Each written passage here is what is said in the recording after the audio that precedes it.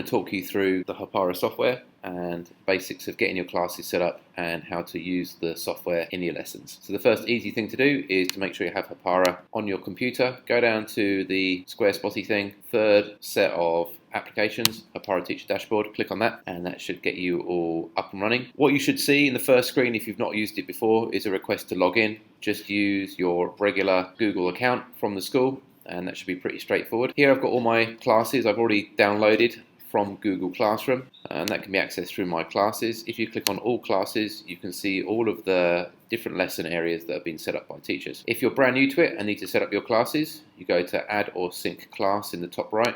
You have this option here of sync classes. So this is on the assumption that you have set up Google Classroom and your students have joined it, and then you import them by basically clicking on a box and clicking add classrooms. As I've already done mine, I'm not going to go through that process. It does take a few seconds, which is very exciting. So if I go back to my classes here, actually at this point I'll just tell you what Hapara doesn't do, which is track the students' activity off-site. As soon as they are logged off of our network, Hapara ceases to function. When they come into school, log into the network and access Chrome, that's when the screens and their information is visible to us. So it is not some kind of mining software to see what's going on beyond the school walls. Okay, the main functions really are to monitor students' screens and enhance their learning experience. So what you're probably going to use most is the highlights function, and that enables you to monitor the students' screens to close or record activity via Chrome. Saying that, if the students are looking at the internet via Firefox or Safari or anything similar,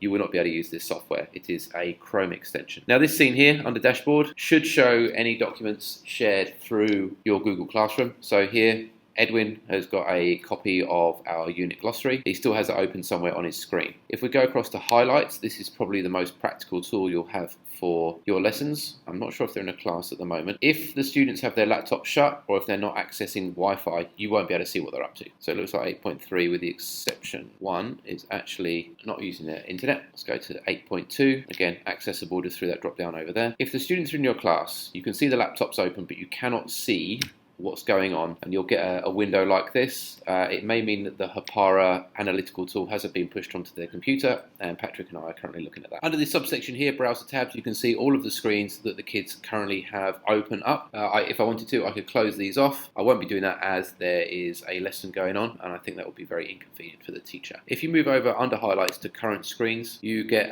access to what is going on their screens right now. If I click on Hanji's here, give it a second, and it shows me a screen capture of what the current student is doing. If I click save, it will actually download it as a JPEG. You can see it in the bottom corner there. Okay, and you can use that obviously as evidence of their wonderful work, which you may wish to celebrate, or you may want to use it as evidence to show they've been mucking up in your class. But with Hanji here, I've got a range of options. I can send her a direct message, I can share a link with her. The focus sessions and filter sessions, I'll get to there in a second. Equally, snaps shows you any screenshots you've taken.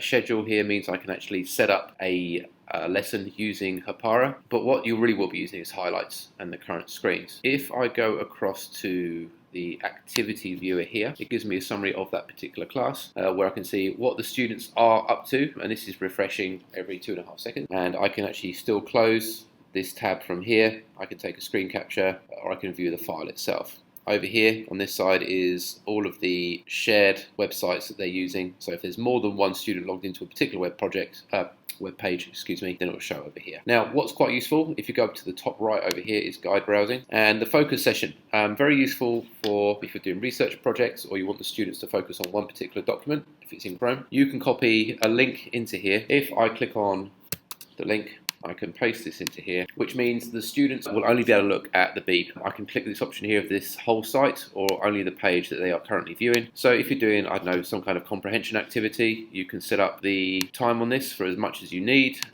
You can ask them just to look at one particular article, say on Newsella or on Encyclopedia Britannica. Very handy. You can do it for particular students if you want to differentiate, or there's a student that needs a little bit more guiding in their browsing. You can have 9 more links, which is quite handy for INS, where we have a maximum number in order to meet the top criteria. This could be student approved or ones that you think are of good quality. For sharing links, it's what it sounds. So you can send these through. Again, if you want to make sure that they are exclusively using those, you use the focus session. A filter session basically means you can remove any links that you don't want the students to look at. So essentially, that is the main elements of Hapara. If you've got any questions, please come and see Patrick or myself. Thank you very much.